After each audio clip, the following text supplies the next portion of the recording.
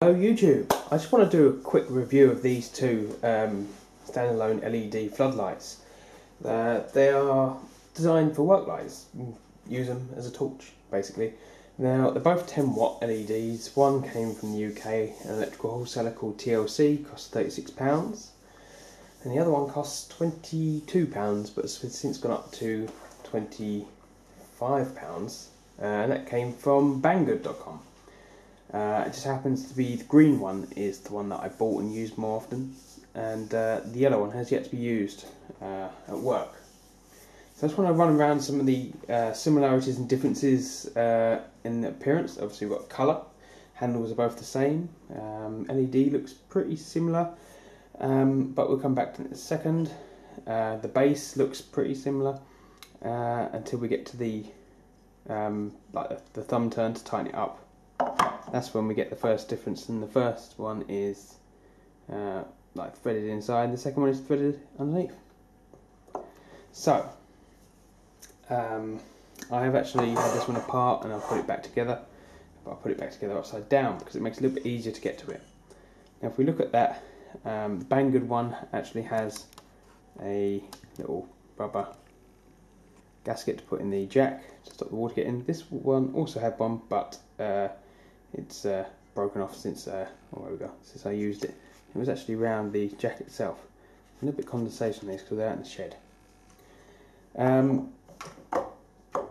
LED wise, it's supposed to be 10 watts each. I can't test that, but we'll check the colour out next. I'm going to swing you around, so it's going to be pretty dizzy. Yeah, just mopped the floor, so right, there we go. Zoom out again. So first of all, my little green work light is, we'll run through some of the functions first. Oh, we'll get it right. Right, the first function it has is a flashing strobe. The second function is full brilliance. Third function is half brilliance. The fourth function is like low brilliance. And then back to flashing. Banggood one only has one function, on and off. Which brings me to the next difference. We have two different colours. We have a warm white, a cool white, and we have a warm white. I prefer the warm white personally. I've been using this one in a lot of cupboards around the jobs, and it is a little bit too bright for me. Even on the dimmer setting, it's just too white, and it hurts my eyes, makes me sleepy. So we'll leave that there. So we know that the one I bought in the UK for £36 is more functionality, and the Banggood one is simple on and off. But that's okay, because with the one that I bought in the UK, I have the exact chip to replace it with, warm white one, which I'll be bringing to you in another video. It should be quite simple. But when we come to this Banggood one, there's another problem I have with it. I'm just going to try and get around. I'm not going to be able to zoom in on this very well because the light conditions in here, but you can see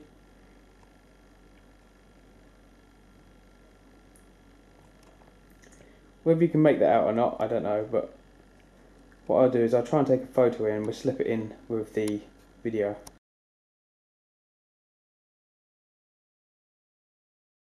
Right, well I'm not sure how far that photo is going to go, but anyway, back to the lights. The Banggood one is just a, I've got it upside down, I'll put it upside down.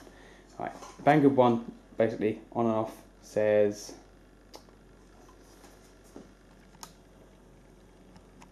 right, take two.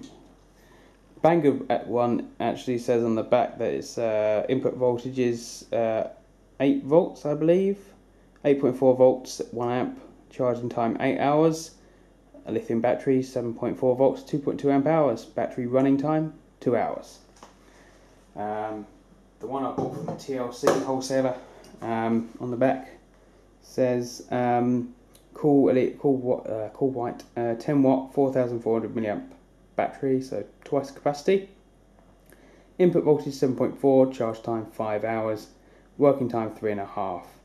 and the instructions for operating the switch.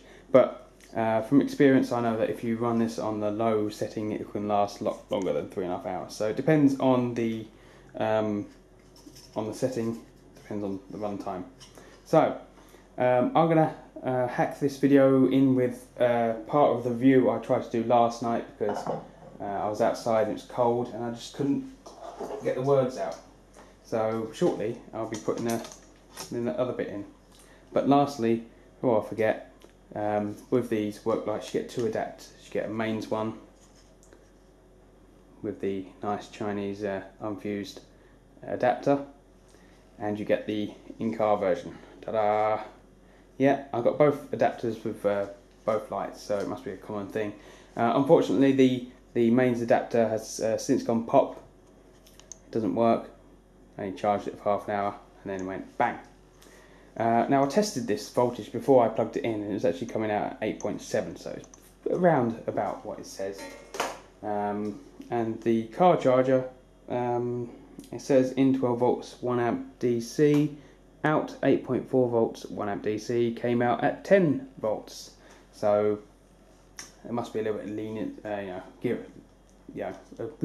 speak, a little bit of leeway either way as to what they can withstand. So I'm now going to mash in my other part of the view where I take them apart and we can see inside. Bye bye!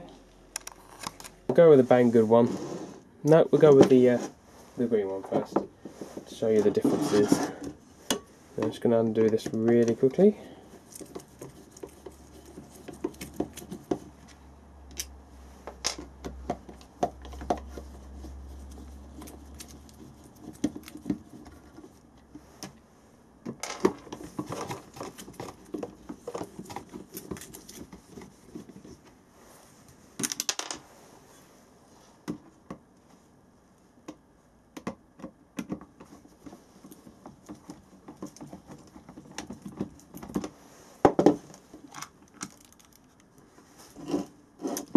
Right, so as we can see on the inside, we've got a lot of electronics in there.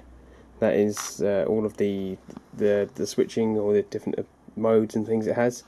And on the inside there, you have the 2 in series, 2 parallel lithium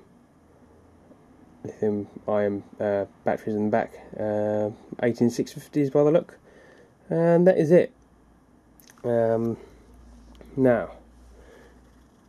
the thing that interests me is the difference between this one and the you could say cheaper Chinese version, the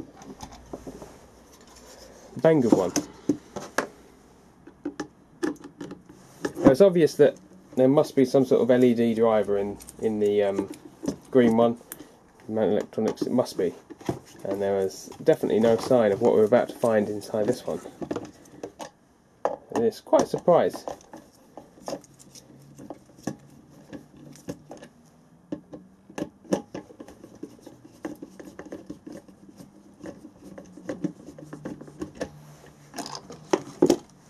And there we have it. We have a LED chip going through, and it's an across a 5 watt 1.8 I can't read that. Is that ohm? 5 watt 1.8 ohm resistor.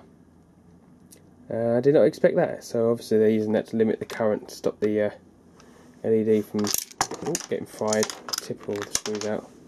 And there again we have the 18650 pack. Actually, they don't even look like 18650s in there. Let's have a quick look. Let's get one of these. Nope, they're not even 18650s in there. They've skimped on that. So, whereas the green one, whereas you can see that reaches the entire end, you know, from top to bottom of the pack. And that fits there. So yeah, so they've used smaller than 18650 cells in there, which I've only seen. But yeah, but the thing that really intrigued me was the resistor across the LED. I wondered if that would be obviously less efficient, or whether it's a novel new idea, or if anyone has any other ways that I could possibly put a driver in here. Or yeah. what do you think? Let us know what you think in the comments. Have you ever seen a 10 watt LED with a resistor on the back? Was this just one of the Chinese ways of getting around putting a proper driver in these lanterns? Yeah, so if anyone's interested, I might desolder these wires and put them across my meter to see what sort of current it can draw. So yeah.